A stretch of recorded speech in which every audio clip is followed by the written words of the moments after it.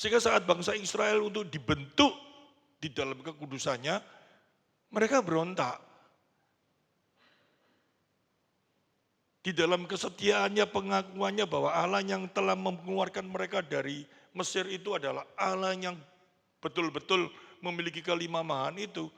Yang dia pegang coba adalah Allah yang penuh mujizat. Pada saat di padang pasir dia mulai tidak ada makanan, mulai berkeluh kesah mereka. Seolah-olah Allah tidak tahu apa yang mereka hadapi. Lain dengan Ayub. Di saat Ayub menghadapi pencobaan yang begitu luar biasa, dia megang kelimpahan Allah enggak? Pegang. Sehingga dia ngomong apa? Kamu mau yang enak toh, kok kenapa kamu enggak mau yang enggak enak? Bukan enggak enak, dia tahu dari semua yang enggak enak rasanya itu secara manusia ada rencananya yang baik dalam hidupnya. Itu iman. Kalau iman cuma dihitung seperti transaksi, itu bukan iman. Tapi iman itu adalah, kemarin di pagi saya dengar ada seorang pengkhotbah itu bagus. Bukan transaksi tetapi hubungan dengan Allah. Interaktif dengan Allah, itu iman. Tapi kalau transaksi, aku mau percaya kalau aku dikasih. Aku mau percaya kalau aku seperti ini. Aku melakukan ini seperti ini. Itu bukan iman. Nah ini untuk bisa seperti yang Tuhan mau, dia ingin nyatakan semua bagi kita. Ini loh aku. Aku ini kayak apa? Itu dia tulis di dalam 33.317 ayat. Itu isinya dia ingin nyatakan, ini loh aku. Manusia bisa ngerti siapa dia? Sudah belajar firman Tuhan bisa ngerti? Pasti bingung. Karena tidak mungkin ada seorang yang bisa betul-betul ngerti semuanya. Masih bingung. Nah ini, hari ini coba kita selidiki, kita mulai baca. Kenapa sih perlunya kita mengerti tentang Allah yang memiliki rencana yang luar biasa dalam kehidupan kita? Perlunya apa kita tahu? Bahwa Allah memiliki rencana yang baik dan rencananya itu tidak bisa digagalkan dengan apapun juga. Perlunya apa? Kita pahami ini dulu dengan baik. Rencananya Allah itu tidak pernah bisa gagal. Sampai kapanpun juga. Perlunya apa? Dan kita termasuk bagian orang yang di dalam rencananya enggak? Di dalam rencananya toh. Kalau kita orang yang dimasuk dalam rencananya dan rencananya tidak bisa gagal, dan rencananya itu baik, kita senang enggak? Hidup ini menghadapi mau tahun 2025 sampai 26 sampai selamanya, dia tetap memiliki rencana bagi kita dan kita tetap menjadi anaknya enggak?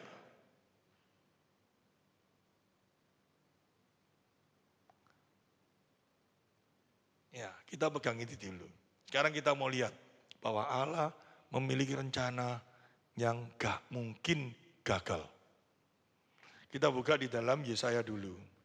Yesaya 46 ayat 9 dan 10.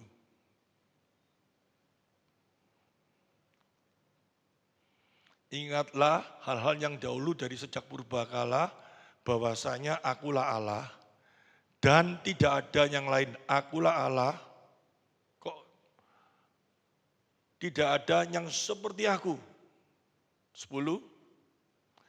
Yang memberitahukan dari mulanya hal-hal yang kemudian dari zaman purbakala apa yang belum terlaksana, yang berkata keputusanku akan sampai dan segala kehendakku akan kulaksanakan.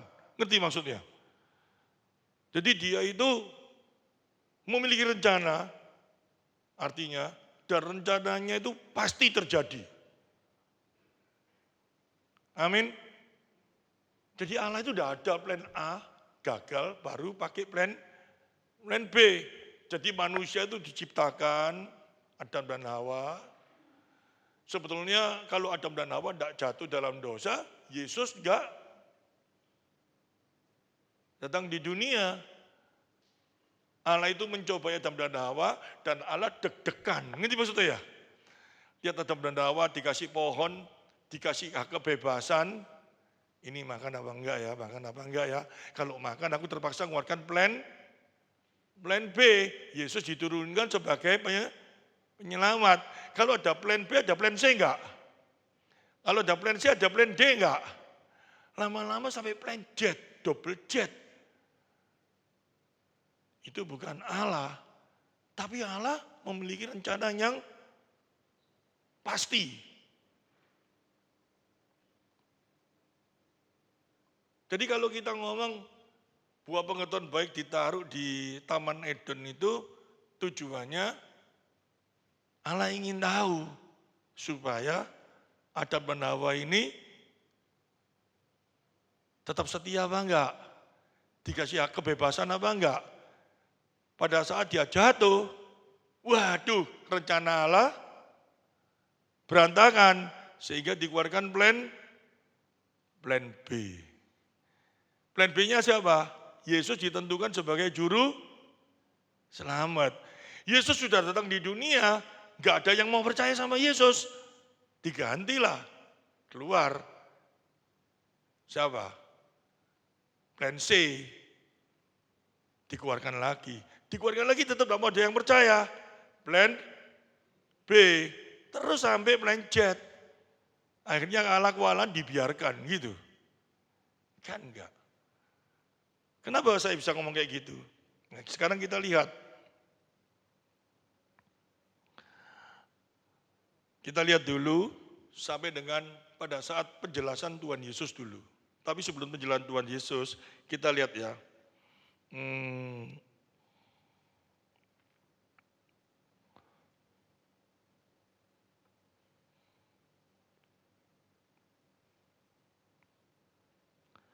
1 Petrus pasal 1 ayat 2. 1 Petrus pasal 1 ayat 2. Tapi sebelum buka yang ini dulu aja.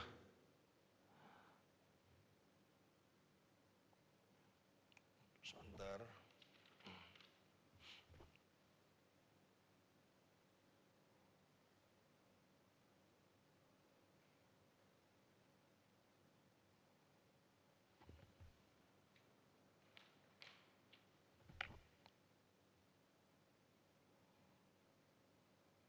Satu Petrus pasal 1 ayat 20 ya.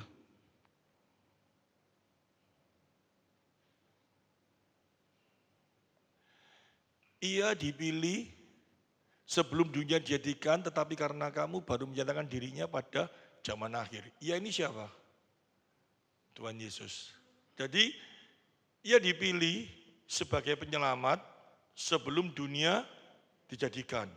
Nah, ini pun banyak sekali orang yang ribut bahwa Adam dan Hawa itu ada di Taman Eden itu bukan di dunia, tetapi masih di sorga. Ini kan tambah kacau.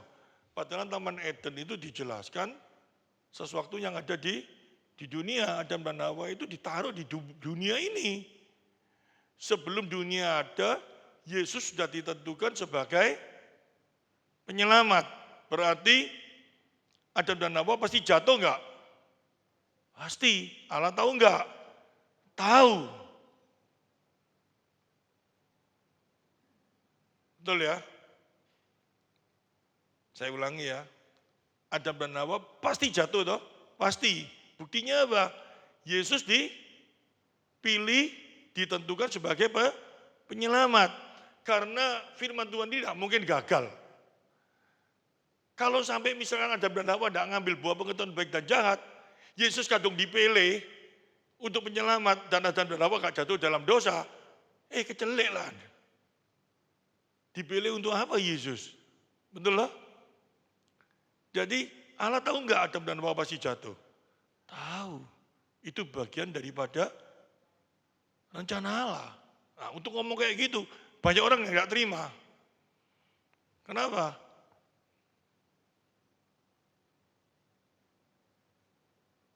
Kenapa tidak terima? Hati kita rasanya nggak terima tuh. Kalau Allah itu kasih, kenapa Adam dan Hawa ya mau jatuh kok dibiarkan? Kok ditahan? Kenapa kok ditarik pohon pengetahuan baik dan jahat? Kalau tidak ada pohon itu kan mereka nggak sampai jatuh, kan kayak gitu. Ini awal pertama kali kita pikir di sana dulu. Kalau nggak ada pohon itu kan nggak ada dosa. Siapa yang ngomong? Siapa yang ngomong kalau nggak ada pohon itu nggak ada dosa? Siapa yang ngomong? Sekarang saya tanya, malaikat itu berdosa pakai pohon apa enggak?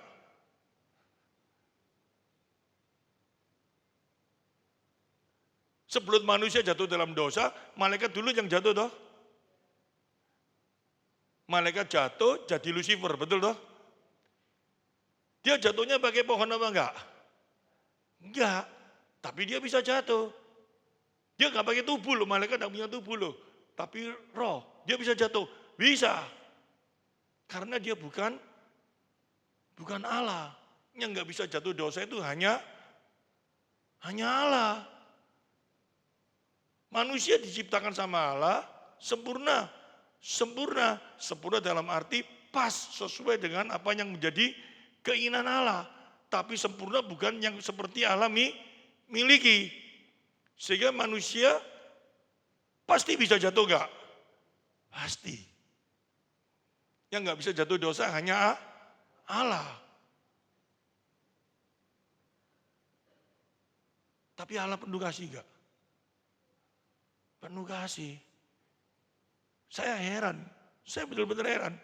Kalau buku ini karangan manusia, bukan pimpinan Allah roh, gak mungkin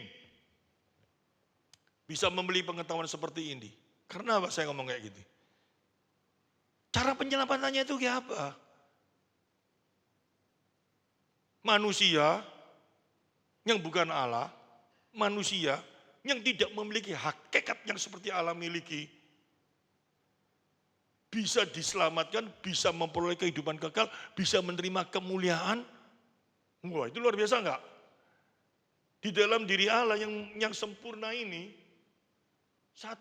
dua hal yang enggak bisa dia lakukan. Saya kembali lagi ngomong. Satu, apa?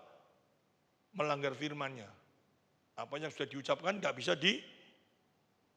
dibatalkan, dilanggar. Yang kedua, dia enggak bisa membuat Allah lagi. Karena yang nomor satu hanya pilih Allah. Oleh karena itu tiga pribadi tetap hakikatnya satu Allah. Manusia masuk enggak di dalam hakikat Allah? Enggak. Tapi Allah yang penuh kasih. Manusia ini mau dimasukkan di dalam menerima kemuliaannya. Tapi dia tetap bukan menjadi Allah. Tapi menerima kemuliaan Allah. Caranya kayak apa? Yaitu manusia harus mati dulu. Jatuh dalam dosa. Nah, ini ada satu hal yang nggak terima lagi, saya jelaskan. Manusia makan buah pengetahuan baik dan jahat. Ini buah pengetahuan baik dan jahat lah. Ya. Tapi jangan digambarkan seperti apa namanya? Kera gitu ya. Makan apel terus dia jatuh dalam dosa. Jangan kayak gitulah. Tetapi gambarannya itu yang menikmati dosa itu siapa? Kan keinginan toh. Ini pohon ini rasanya enak. Sebelum dimakan kan si manusia ngomong kayak gitu toh. Rasanya nikmat. Kalau aku makan ini aku akan menerima kenikmatan. Betul ya? Setelah dimakan sama dia, yang merasakan kenikmatan siapa? Manusia toh. Yang merasakan satu hal yang menikmati pada waktu kita lakukan dosa, yang menikmati siapa? Manusia sendiri toh. Dia pantas dihukum enggak? Karena yang nikmati dia pantas dihukum semua toh. Pantas toh, mati semua. Nah, untuk menyelesaikan Supaya mereka yang sudah menikmati dosa itu bisa terselamatkan, Yesus harus mati. Kematian Yesus yang percaya kepadanya memperoleh hidup kekal. Wah, ini rasanya kalau diomongkan secara logika ini sulit diterima enggak? Yang berbuat dosa itu sedemikian banyaknya orang, ya. Coba saya mau masuk ini di dalam pikiran iman, enggak tahu caranya kayak apa ini. Yang berbuat dosa ini sedemikian banyaknya orang. Tapi melalui Yesus, setiap orang yang percaya kepada Dia terselamatkan. Caranya kayak apa? Padahal harusnya yang dosa satu ya, yang nebus satu. Kalau yang dosa 100 harus ditebus sama 100 baru seimbang, bener gak? Yang dosa manusia 7 miliar, yang nebus cuma 1 orang, rasanya nggak seimbang. Nah, otak kita kan selalu berpikir kayak gitu, secara akal kita teriak seperti itu. Padahal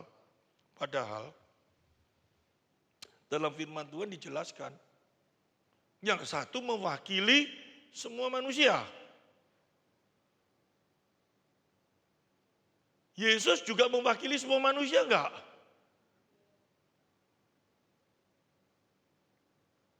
Mewakili semua manusia.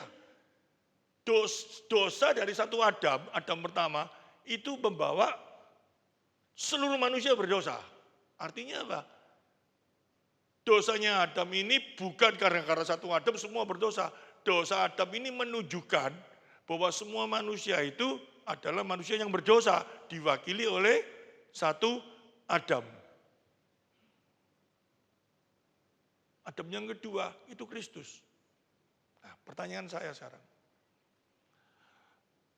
Pada waktu Yesus, Allah, datang di dunia sebagai manusia,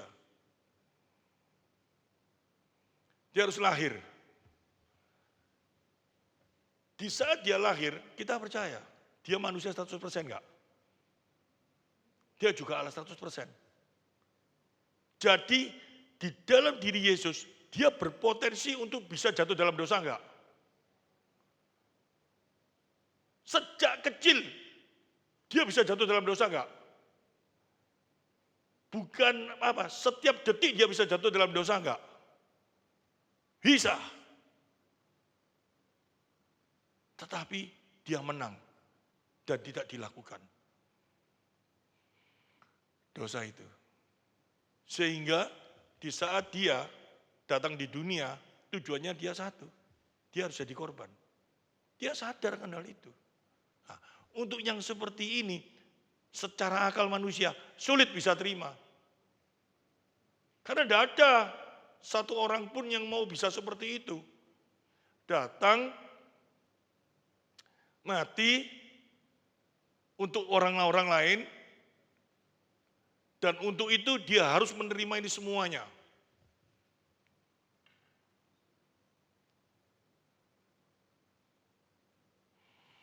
Tapi manusia ini luar biasa. Manusia ini betul-betul luar biasa. Manusia ini berusaha untuk bisa menyamai.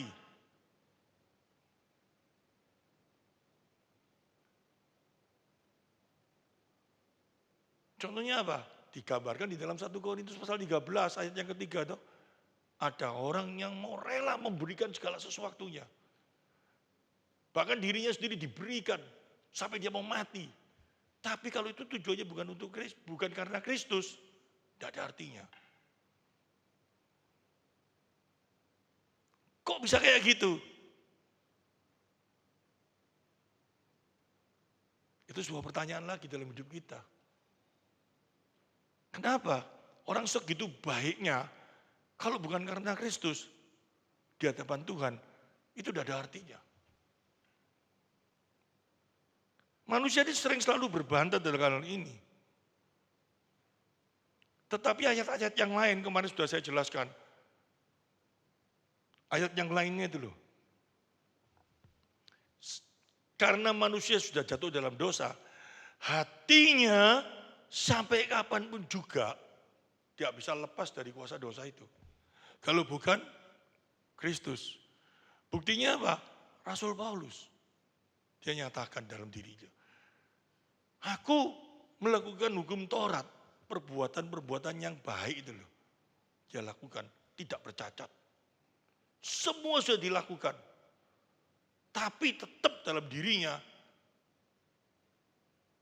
dia tahu hal yang jelek, tidak boleh dia lakukan, tapi dia lakukan. Tapi dia bukan terang-terangan bunuh orang, merkosa orang, enggak. Ngerti maksudnya? Tapi hatinya dia tahu.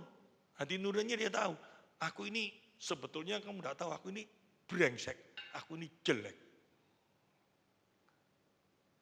Tapi kalau kita bawa hati yang seperti itu terus, besok kalau dipanggil di sorga, terus kita tetap kayak gitu, terus kita berhadapan seumpama, saya kasih gambaran. Kita berhadapan dengan Allah.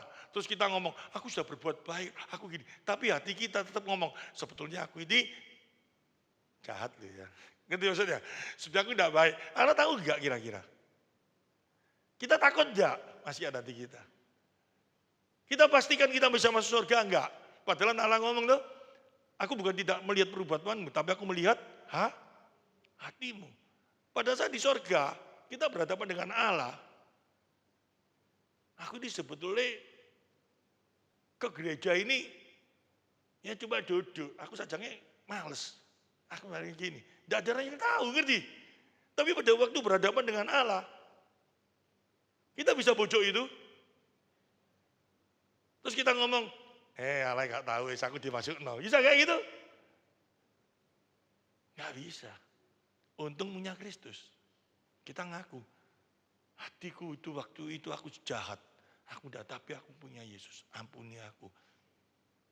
Saat membuat kita menjadi ada jalan keluarnya. Amin. Sehingga kita mampu berhadapan dengan Allah. Paham? Dia ngampuni kita enggak? Dosamu sebesar apapun juga dia ampuni enggak? Tapi jangan dilakukan. Ngerti? Tapi dalam hati kita tidak lakukan apa-apa, dalam hati kita ini sudah karena dosa sudah jahat enggak? Sudah jahat. Setiap hari kita berpikiran yang enggak. Kamu duduk di sana aja berpikiran yang macam-macam tentang saya, bisa enggak? Sudah dosa enggak? Terus kamu udah ngomong, Tuhan ampuni aku Tuhan, aku kok pikiran kayak gini. Terus berani berhadapan dengan Allah? Enggak berani. Untungnya Yesus, kenapa? Karena saat kita ngomong, aku dosa aku ini. Aku untung punya Yesus yang telah mengampuni aku. Kalau seumpama nggak ada Yesus, siapa yang mengampuni kita? Ketek. Siapa yang bisa menebus kita? Nggak ada jalan keluarnya. Oleh karena itu Rasul Paulus ngomong, untung aku punya Kristus. Amin. Itu loh yang ada dalam hati kita. Dalam hidup kita ini kita sering dosa nggak? Dalam hati ini sering, jangan dia itu cuma perbuatan. Aku ini orang baik, tidak seperti kamu. Itu aja sudah dosa enggak? Dosa. Munafik kamu. Yesus ngomong kayak gitu. Banyak orang yang kayak gitu. Merasa hatinya baik, merasa hatinya paling benar. Ada jalan keluarnya? Gak ada, men. Banyak agama yang berusaha untuk seperti itu enggak? Bahkan saya tadi dengar salah satu khotbah itu. Agama-agama tertentu. Supaya dia merasa orang suci. Orangnya hubungan dengan Tuhan luar biasa. Zaman-zaman dulu itu ya. Di daerah Tibet. Orang masuk di gua-gua tertentu. Supaya dia tahu tubuhnya dia ini gak bisa dilawan dengan keinginannya ini. Tidak bisa dilawan dengan kekuatannya. Dia pakai rantai, dia cancang rantai, dia ikat rantai, semua tubuhnya diikat rantai. Dan dia masuk dalam goa, dia tidak makan, tidak apa semua, dia bertapa, dia aja sampai mati kaku di sana.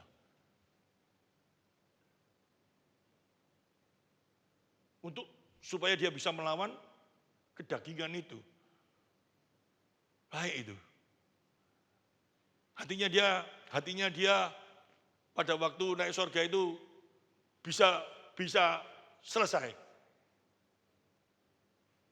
Pada waktu dia mungkin bertapa itu diikat, terus dia ingat-ingat, aduh sakjane kepingin makan aku. Sudah dosa enggak?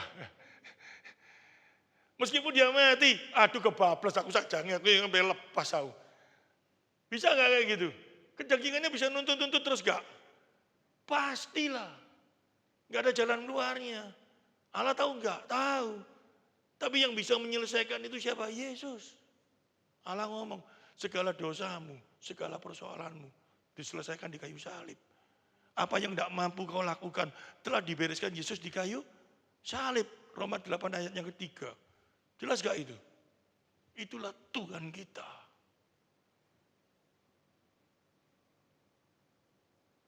Jemaat Efrata yang ngerti ini harus bersyukur. Kalau kamu percaya Yesus itu, pengampunan dosa itu bukan cuma aku habis berzina, Tuhan di gereja datang, Tuhan ampun aku, Tuhan aku telah berzina, Tuhan aku minta ampun Tuhan, Tuhan selamatkan. Otak kita pasti berzina enggak? Yang kita ucapkan itu banyak enggak yang di sini? Terus kita kalau enggak benar-benar ngerti Tuhan, hati kita apa? Enggak tahu kamu, itu dah. Tapi kalau kita dimurnikan oleh Tuhan Yesus terus, segala hal yang kotor itu, kita minta ampun sama dia sebelum kita lakukan. Tuhan, aku mempunyai pikiran tidak baik Tuhan. Ampuni aku Tuhan. Itu membawa satu dampak kita menjadi kuat. Ngerti ya? Sehingga dikatakan di dalam firman Tuhan, nanti aku akan berhadapan dengan Allah.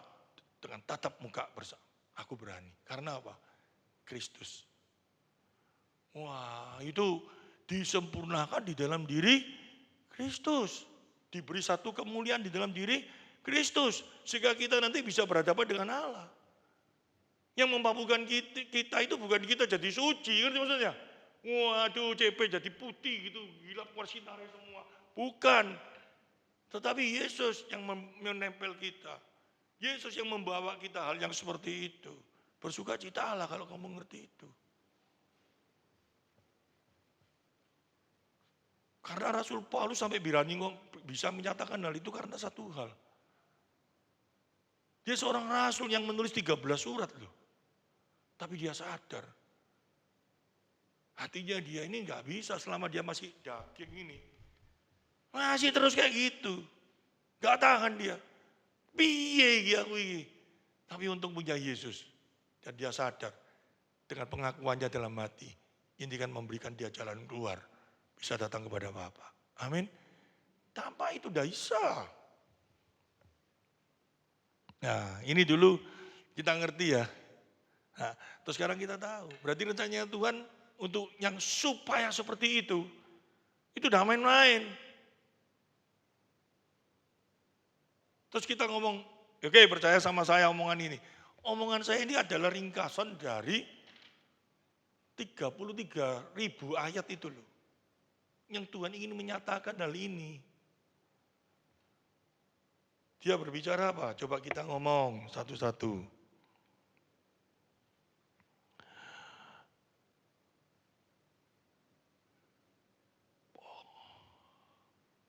Kalau Allah tidak mengetahui hari esok kita, ini kayak apa. Berarti sama saja setiap nubuatan yang dalam firman Tuhan itu bisa gagal loh. Kalau nubuatan itu tidak bisa gagal itu berarti apa? Nubuatan itu kan berarti sesuatu yang belum terjadi toh. Pasti terjadi enggak semuanya? Sudah terjadi enggak semuanya? Cuma satu yang masih belum. Yesus datang kedua kalinya. Betul enggak? Kalau sekian ribu sudah tergenapi, cuma satu toh pasti tergenapi enggak? Pasti. Karena yang terakhir ini dia juga ngomong, belum waktunya, nanti aku akan datang pada waktunya, enggak semua orang tahu. Terus kita ngomong, kok diiming-imingi? Kok datang langsung, benar kepingin datang langsung? Nah, manusia kan kayak gitu. Nah sekarang kita lihat.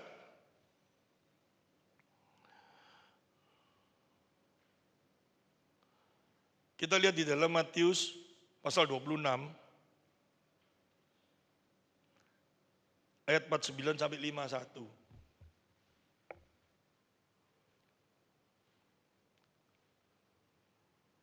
Saya ingin buktikan bahwa Allah ini memiliki rencana yang luar biasa dalam hidup kita. Yang pertama, tapi yang namanya predestinasi, segala sesuatu sudah Allah tentukan, itu jangan sampai kita ambil hanya itu saja. Kembali saya ngomong ya, harus kita lihat secara keseluruhan di dalam kemahaan Allah. Keadilannya, kekudusannya, tanggung jawab kita, kemahatauannya, apa semua itu harus hadir dalam kehidupan kita. Kalau enggak bisa. Sekarang kita lihat Matius. Pada waktu Tuhan Yesus mau ditangkap, dia ngomong. Dan dia ngomong apa? Dan segera ia maju mendapatkan Yesus dan berkata, "Salam Rabi," lalu mencium dia. Ini Yudas yang sudah dinubuatkan akan mengkhianati Tuhan. Buktinya apa? Coba kita lihat ayat 50. Tetapi Yesus berkata kepadanya, "Hai teman, untuk itukah engkau datang?" Maka majulah mereka memegang Yesus dan menangkapnya. Dia tahu kok bahwa Yudas akan mengkhianati dia. Pertanyaan saya, kalau Yudas gagal, berarti ada Yudas yang lain enggak? Jawab dulu. Enggak apa-apa. Kalau Yudas yang ini gagal, ada Yudas yang lain enggak? Ada. Berarti kalau Yudas yang lain gagal, ada Yudas yang lain lagi enggak? Berarti sampai jet nanti ada yang gagal semua ya Pak. Yesus gak jadi disalib. Yudas sudah ditentukan ya pastilah. Karena ada orang berteolog, kalau Yudas gagal nanti bisa ganti Yudis. Atau ganti Kudis. Berarti kalau Yudas gagal, berarti Yudis bisa gagal lagi enggak?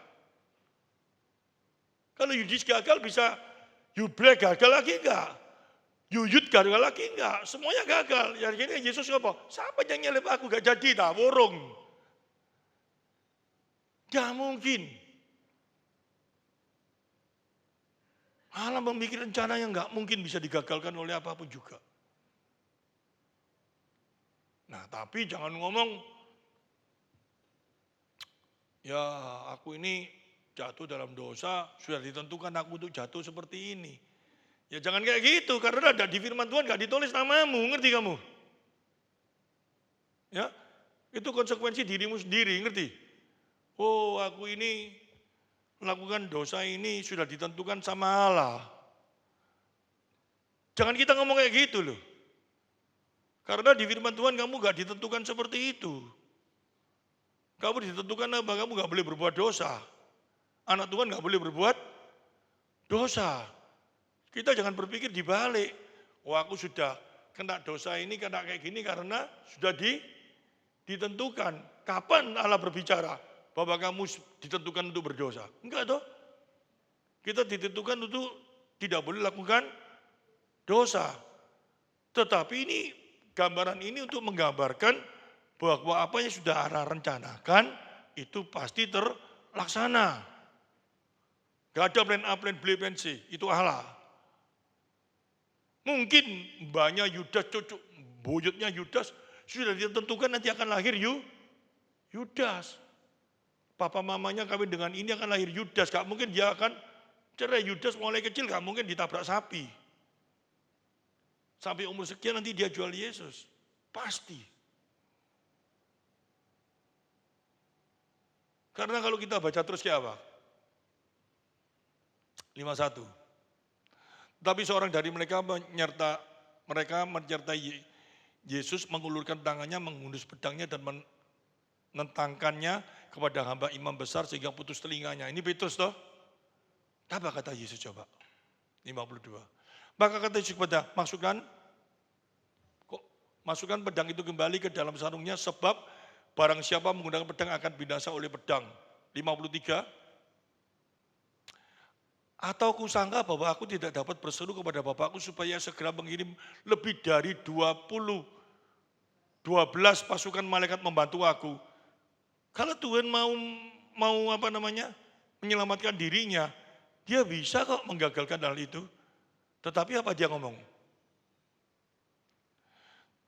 Jika begitu bagaimanakah akan digenapi yang tertulis dalam kitab suci, rencana Tuhan, yang mengatakan bahwa harus terjadi demikian. Rencana Allah tidak akan bisa gagal. Nah, sekarang kita masuk lebih dalam lagi. Kita masuk bagian dalam rencana Allah enggak? Taunya di mana? Bahwa kita masuk dalam bagian rencana Allah. Taunya di mana?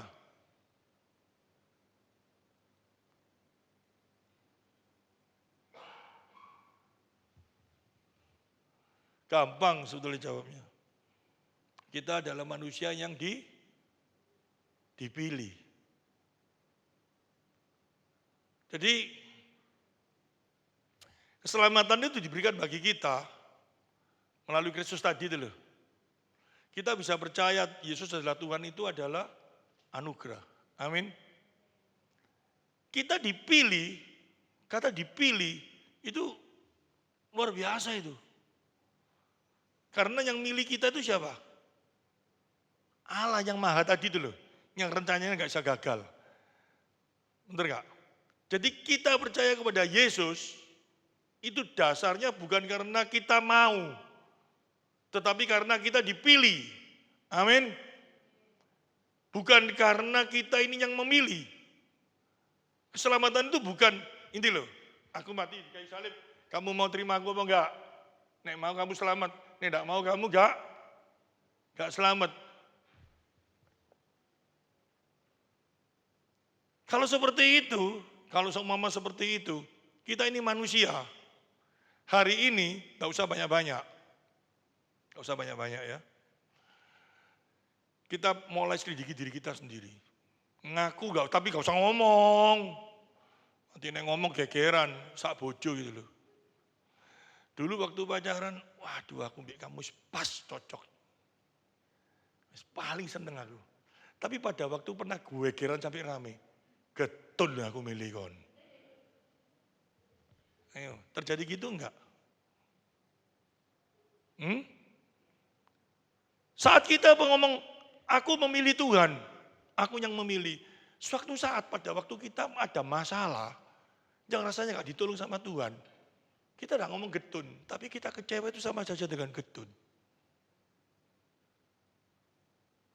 Dan kalau gitu terjadi, gak jadi masuk surga.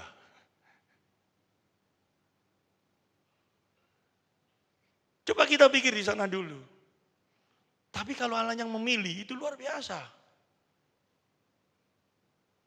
Dia ngomong, apa yang Allah aku pilih, tidak ada satu kuasa pun yang sanggup mengambilnya dariku.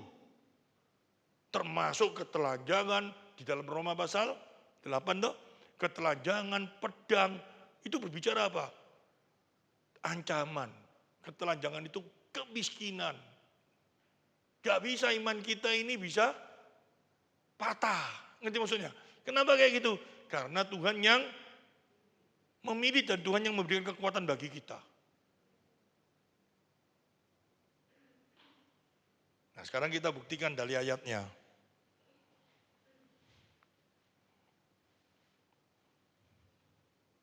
Saya mau buktikan dulu Allah yang memilih. Allah memilih dulu. Allah gak nawarkan. Karena ada beberapa orang ngomong, enggak, ada ayat yang ngomong, keselamatan itu ditawarkan, tergantung daripada kita. Kalau Allah gak nawarkan, berarti Allah gak adil. Maksud ada yang dipilih, ada yang gak dipilih, kan kayak gitu toh. Harusnya semua dipilih toh. Ya. Nah, kita coba selidiki dulu. Kita buka di dalam Roma pasal 9. Ayat 10 sampai 13. Tetapi bukan hanya itu saja, lebih terang lagi ialah Ribka yang mengandung dari satu orang, yaitu dari Ishak, bapak leluhur kita. Sebab waktu anak-anak itu belum dilahirkan dan belum melakukan yang baik atau yang jahat, pasti ya, masuk di kandung itu sudah berdigasan gitu, jalur HP, jalur apa kan enggak tuh. Kan belum dilakukan apa-apa, masih di dalam perut. Ya, Yakub sama Esau. Supaya rencana Allah tentang pemilihannya diteguhkan, membuktikan Allah miliki bukan karena cantik rupamu, kamu dosa atau baik. Tapi Allah memilih itu adalah anugerahnya. Dan konsep pilihan ini, kenapa aku dipilih? Itu tidak ada seorang pun yang tahu. Yang ada cuma harus bersyukur kalau kita dipilih. Amin. Jangan kita ngomong, iya aku dipilih karena aku baik. Pasti kamu bukan dipilih. Tapi kalau kamu ngaku, aku adalah manusia yang berdosa. Tapi engkau memilih aku. Terima kasih Tuhan. Ya, tentang pemilihan ditentukan bukan berdasarkan belum melakukan yang baik atau yang jahat, supaya rencana Allah tentang pemilihan diteguhkan bukan berdasarkan perbuatan, tapi berdasarkan panggilannya. Ngomong panggilannya, didowokno lagi sama orang. Dipanggil tergantung, mau apa enggak. Sekarang saya tanya, Yakub sama Esau, kalau Yakub sudah dipilih, yang dipanggil siapa? Yakub toh. Gak mungkin Esau yang dipanggil sama Tuhan. Ngerti maksudnya? Artinya, ada dua orang, si A sama si B, dipilih sama tuannya, si A sama si B. Yang namanya dipilih, dari dua itu yang dipanggil siapa? Satu yang dipilih toh, masuk A, B, dipilih salah satu. Tuan yang ngomong, A, B maju, ya tidak dipilih itu. Ngerti maksudnya? Namanya yang dipilih, A, B yang dipanggil, ya adalah yang dipilih.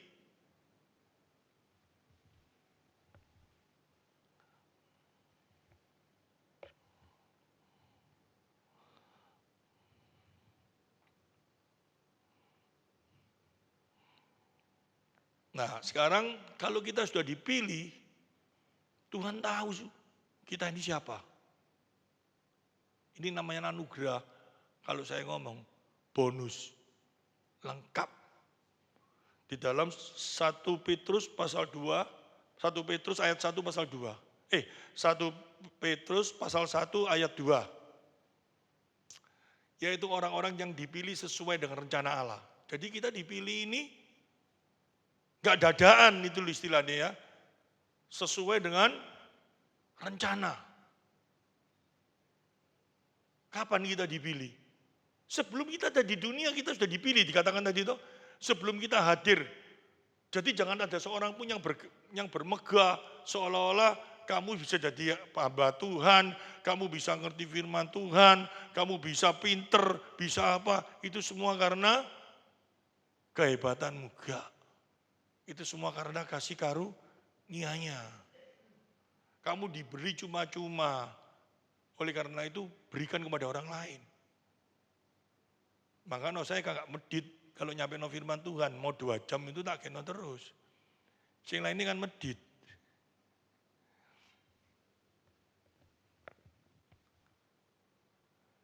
Ya, sesuai dengan rencana Allah Bapa kita dan yang dikuduskan oleh Roh. Katanya yang dikuduskan. Berarti siapa yang membuat kita bisa kudus? Roh Kudus itu sendiri yang mendorong kita untuk bisa menjadi kudus. Saya heran kalau kita ngomong ada Roh Kudus dalam diri kita. Tetapi kita tidak mau belajar firman. Kita tidak mau, kalau di gereja kita tidak mau mendengarkan firman Tuhan. Kita di gereja tidak mau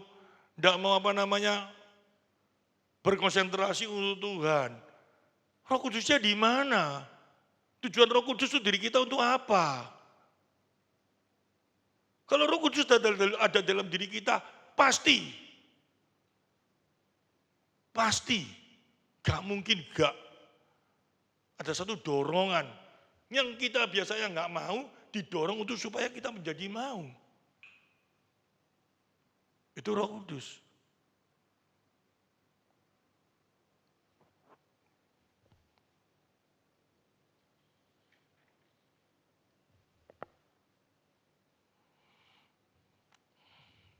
Nah, sekarang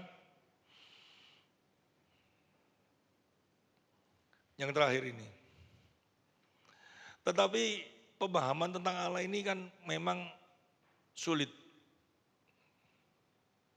Tetapi kalau kita mengerti, mulai belajar tentang diri Allah, kita mulai tahu sekarang.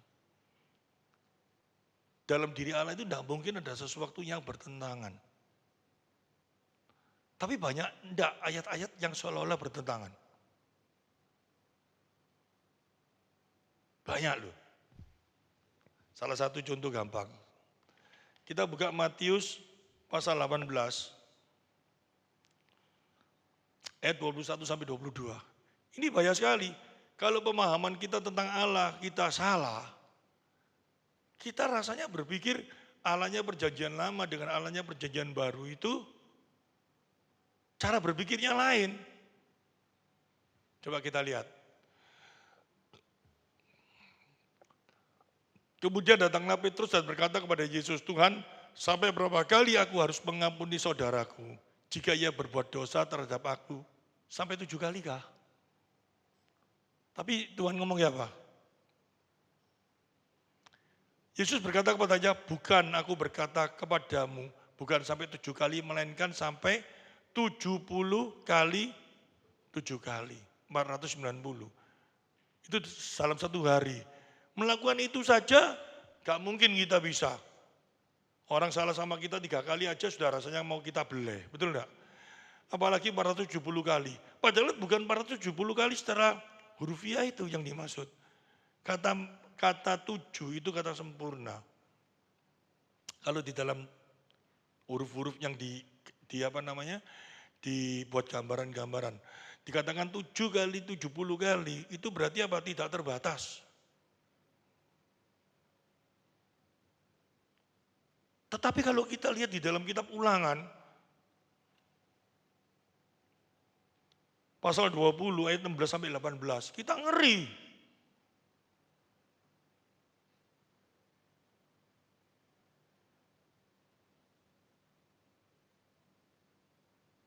Coba kita baca.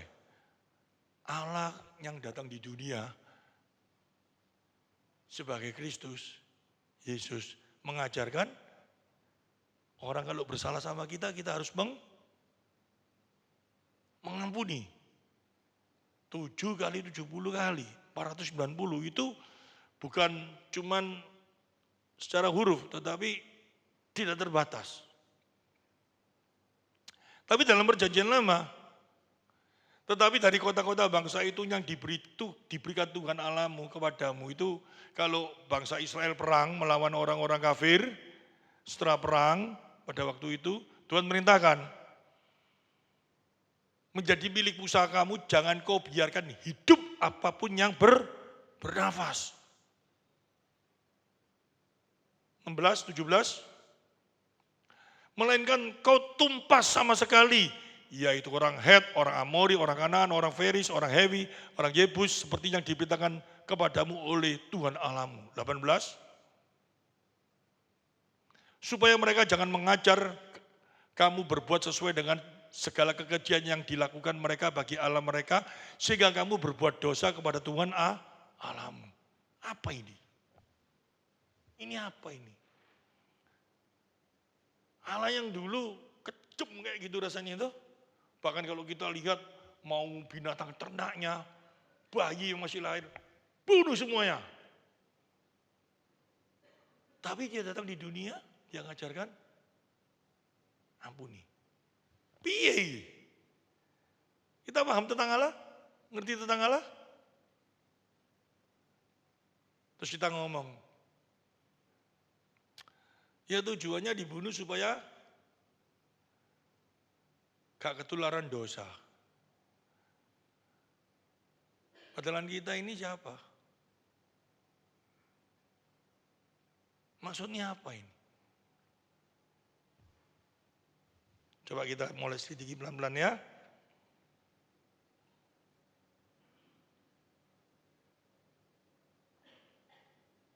Kita baca lagi supaya penjelasan ini enggak jadi apa namanya? Enggak jadi satu hal yang rasanya alanya bertentangan. Kita harus mengerti dulu tujuan daripada ayat ini. Yang pertama kali, kita lihat dulu di dalam kenapa di dalam Ulangan pasal 20 ayat 16 sampai 18 itu kok Allah lakukan hal itu bagi bangsa kafir. Kenapa Allah lakukan hal itu?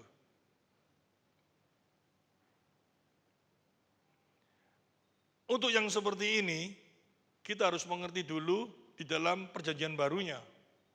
Di dalam Matius pasal yang ke-18 tadi,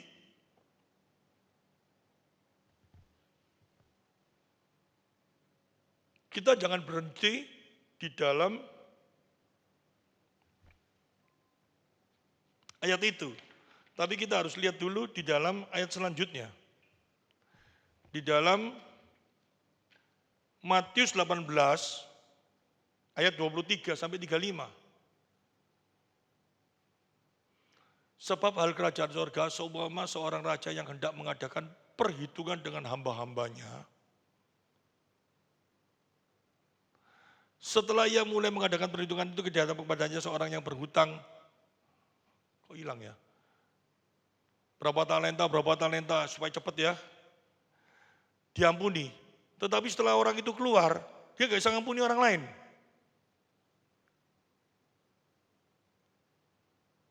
Bahkan dia orang yang hutang sama dia itu ditegak, diampuni semua. Ini sebuah gambaran yang sangat luar biasa. Hati kita harus punya berpikiran satu. Kalau kita mengaku sudah menerima anugerah, sudah sebagai orang pilihan Allah, harusnya kita ini orang yang apa? Yang dibinasakan itu juga. Betul ya? Tapi karena kasihnya, kita dipilih. Dan dia kasih gambaran ini. Kalau karena kasihnya dia dipilih, kita sekarang diajarkan sama dia. Supaya kita juga mengampuni orang lain yang bersalah sama kita. Tapi pengampunan itu dalam satu pengertian, dalam lagi. Pengampunan itu bukan berkompromi dengan dosa. Kalau kita lihat di dalam Matius 18 sebelumnya, ayat 15 sampai 17. Jadi ini ada 3 hal yang harus kita pelajari. Apabila saudaramu berbuat dosa, tegurlah dia di bawah 4 mata. Jika ia mendengarkan nasihatmu, engkau telah mendapatkannya kembali. Terus, jika ia tidak mendengarkan engkau, bawalah seorang atau 2 orang lagi, supaya atas keterangan 2 atau 3 orang saksi, perkara itu tidak disangsikan. Ini sebetulnya berbicara tentang saksi-saksi. Terus, 17. Jika ia tidak mau mendengarkan mereka, sampaikan soal itu kepada jemaat, dan ia tidak mau juga mendengarkan jemaat, pandanglah ia sebagai seorang yang tidak mengenal Allah atau seorang pemungut cukai. Seorang pemungut cukai itu sama saja dengan orang berdosa. Jauhi mereka itu. Bukan dibunuh loh ya. Jauhi mereka itu karena hak penghakiman adalah hak Tuhan. Jauhi mereka itu artinya apa? Tidak boleh kompromi dengan dosa. Tapi soal pengampunan, ampuni, kita nggak boleh membenci seseorang. Tapi bukan berarti kita kompromi dengan dosa. Ya orang itu salah sama aku, dia berbuat dosa gini. Ya nggak apa-apa lah, tetap konco tak baikilah. Tak ampunilah, nggak apa-apa lah. Ada pencopet, ada pemerkosa yang nggak betul kita tahu. Ada seseorang yang nipu kita, ditipu sekali, ditipu 2 kali, disuruh ngampuni, diampuni aja, taruh di rumah terus. Ya bodoh kamu. Dikasih tahu, tidak boleh ini, tidak boleh itu. Tapi tetap seperti itu. Hindari. Tapi kita tidak membenci. Itu maksudnya. Gak boleh, karena kita pun diingatkan di dalam hal ini. Kamu gak boleh membenci, apalagi membunuh dia, mencekik dia, gak boleh. Karena itu haknya Tuhan. Kalau di dalam perjanjian lama, Tuhan mau lakukan itu semua, mau bayi, mau apa, dibunuh semua. Tidak ada masalah. Memang seharusnya kita pun juga menghadapi itu semua kok. Binasa kok, betul gak? Tapi karena kasih karunia-Nya, kita memperoleh kehidupan kekal, keselamatan. Jadi Allahnya sama. Sama. Tetapi dalam perjanjian baru, Allah sudah turun ke dunia memberikan anugerah, kasih sayang kepada kita. Dengan cara apa? Jelas, Yesus mati bagi kita. Yang barusan kita peringati di dalam kelahirannya. Kalau kita menerima hal itu, kita harus mengampuni seseorang. Tapi dalam pengampunan seseorang bukan berarti kompromi dengan dosa. Yang namanya dosa, ya kita harus menghindar. Kita tidak bisa kompromi dalam hal itu. Tapi jangan dihakimi. Karena itu adalah haknya Tuhan. Ditegur. Sekali, dua kali tetap tidak mau. Langsung ditegur lebih keras lagi. Seperti itu memang. Itu kasih. Allah ngajarkan seperti itu. Kalau nggak ada seperti itu, tidak ada keteraturan. Ya, untuk firman Tuhan hari ini, kita menghadapi tahun 2026, kita nggak perlu takut siapapun sekarang. Kenapa? Kita ada dalam rancangannya yang baik. Kita adalah orang pilihan Allah yang nggak mungkin bisa gagal menghadapi situasi apapun juga. Dalam arti apa? Iman kita yang nggak bisa gagal. Tetap kita iman percaya kepada Dia. Kalau kita punya iman percaya kepada Dia, untungnya apa? Kamu punya duit sak gunung. Kalau kamu tidak percaya Yesus, mati tetap mati gak? Setelah mati hatimu ya apa? Orang ada waktu mau mati itu loh, hatinya kayak apa sih? Tak tahu, semua orang belum mati toh. Belum mau mati. Tapi coba kita bayangkan. Itu semua orang akan hadapi. Kalau nggak ada Yesus kayak apa? Sekarang pun kita nggak ada jalan keluar. Untung aku punya Yesus. Tadi ada satu kepastian yang ada dalam diri kita. Ngadapi tahun berapapun juga, aku tidak perlu takut. Karena aku jadi miliknya. Yang nomor satu dalam kehidupan kita. Mau tahun berapapun juga, percayalah. Kalau Yesus sudah dalam hatimu, ada satu kemenangan. Karena yang membuat kita gelisah, membuat kita khawatir, membuat kita tidak sejahtera itu dosa. Dan dosa itu sudah dikalahkan di kayu salib. Nah, sekarang kita ngerti hal itu ya. Kegunaan Kristus dalam kehidupan orang percaya. Bukan ngadepi setan, salib. Bukan dosa setelah berbuat dosa, minta ampun, enggak apa-apa. Tetapi yang terutama sesuatu yang tidak bisa kita selesaikan. Kita bisa diberi kekuatan dan kita percaya Kristus sudah menyelesaikan dan kita minta ampun dalam diri kita. Tuhan ngomong apa? Cukup kamu mengakui dalam hidup. Aku sudah mengampuni engkau. Ambil firman Tuhan.